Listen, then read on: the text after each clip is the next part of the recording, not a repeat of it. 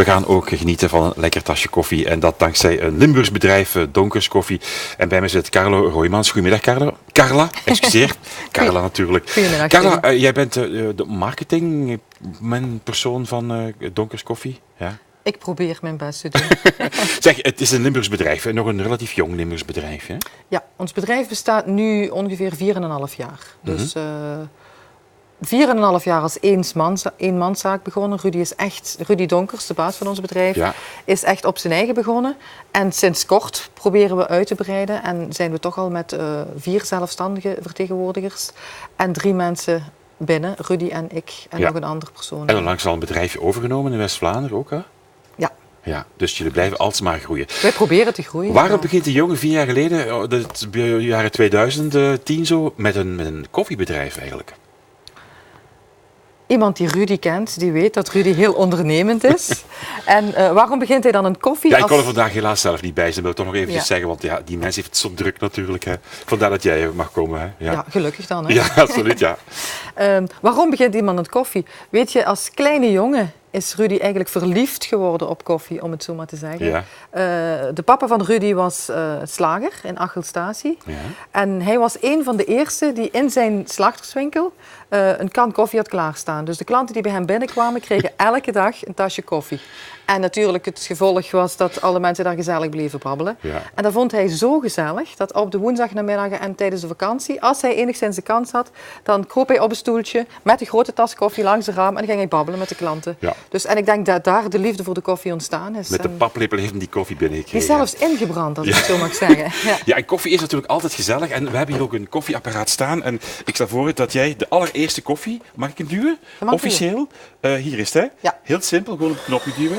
Dus makkelijk kan het niet. En daar komt hij uit. Melk en suiker, Carla? Graag, ja. Alsjeblieft, ga het even leggen. Ja, koffie is altijd gezelligheid, hè?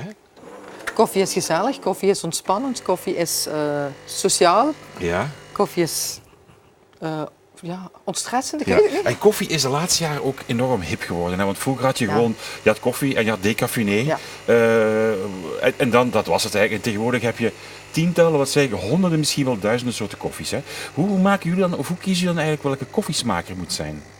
Wij proberen toch, en Rudy heeft dan toch geprobeerd om, ondanks de vele verschillende soorten koffies dat er is, echt een eigen smaak samen te stellen. Ja. Dus hij wou een koffie die pittiger was als de meeste koffie die in België op de markt is. Ja. Zo zijn wij ook bij onze Espresso Boost gekomen. Ja. Dus een pittigere koffie. De Espresso Boost. Ja, Espresso Boost. Sport Boost, om het zo maar te zeggen, die de sportmannen nog een boost kunnen geven. Ja. Die pittiger is, maar die ook perfect aansluit bij bijvoorbeeld tegenwoordig, zeker bij die machines, kunnen we heel speciale koffies maken. Ja. Dus de latte macchiato, de verschillende koffies. En dan moet hij toch krachtig genoeg van smaak zijn om er nog als koffie door te komen. Ja, want dit machine, vooral duidelijkheid, jullie gaan echt de koffiebonen nog echt in, hè? Dit is een machine inderdaad waar dat de bonen gemalen wordt op het moment dat de koffie gezet wordt. Ja.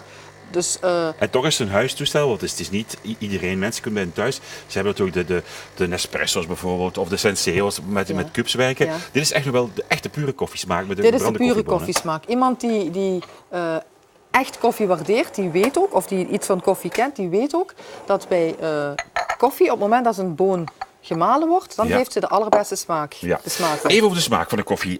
Want ja, hoe is hij aan het werk gegaan? Want ja, moet je dan op zoek gaan naar koffiebonen? Moet je die gaan mengen? Hoe werkt dat dan? Hij heeft eigenlijk het geluk gehad dat hij met zijn carrière in het rusthuis, hij heeft dus vroeger een rusthuis gehad, heeft hij heel veel kennis gemaakt met de verschillende koffieleveranciers die hem daar eigenlijk de koffie voor het rusthuis kwamen aanbieden. En een van die mensen waar hij toen contact mee gelegd heeft, is iemand van Java Koffie. Ja? En die man heeft op een bepaald moment gezegd van, kijk Rudy, je hebt zoveel liefde voor uw koffie. Ik ga zorgen dat je uw eigen mengeling kunt samenstellen en we gaan zelf zorgen dat jij je eigen koffie kunt branden. Ja, en daar hebben jullie al 2 soorten koffies, decafeïné en dan de Boost. Hè? Meer zelfs, 3 al. Hè? 3 al, oké. Dus we hebben de 100% Arabica, de Sport Boost, de decafeïné. De Arabica en de decafeïné zijn dus zowel in gemalen als in bonen te krijgen. De Sportboost op dit moment alleen in bonen. Ja. Maar we hebben ook de pads. De pads voor de Senseo-gebruikers. Ja, omdat natuurlijk mensen, voor het gemak is het wel gemakkelijk om zo even een pad te Heel veel mensen thuis hebben een Senseo-apparaat waar dat de pads in gebruikt worden. En om dan toch ook die mensen met onze speciale sportboost te kunnen bereiken, hebben we dan de pads ontwikkeld. Oké, leuk idee. Zeg, ik heb heel wat dingen gelezen over koffie. Meer dan 5 koppen per dag drinken, daardoor leef je langer. Ik denk, dat kan niet waar zijn. Of het is goed tegen jicht. Of voorkomt prostaatkanker. Ja. Wat is er allemaal van waar, Carla? Ik hoop heel veel. Ik hoop heel veel. Het zijn allemaal studies die gedaan worden. Ja, inderdaad. Rudy is op een bepaald moment gaan zoeken over studies die gedaan zijn en over weetjes, koffieweetjes, die ook op onze site staan. Omdat ze zeggen altijd, koffie drinken is niet gezond. En hou kinderen zo lang mogelijk van koffie af. Ja. Er zijn echt wel studies die bewijzen dat koffie helemaal niet ongezond is. En het is nog lekker ook en gezellig.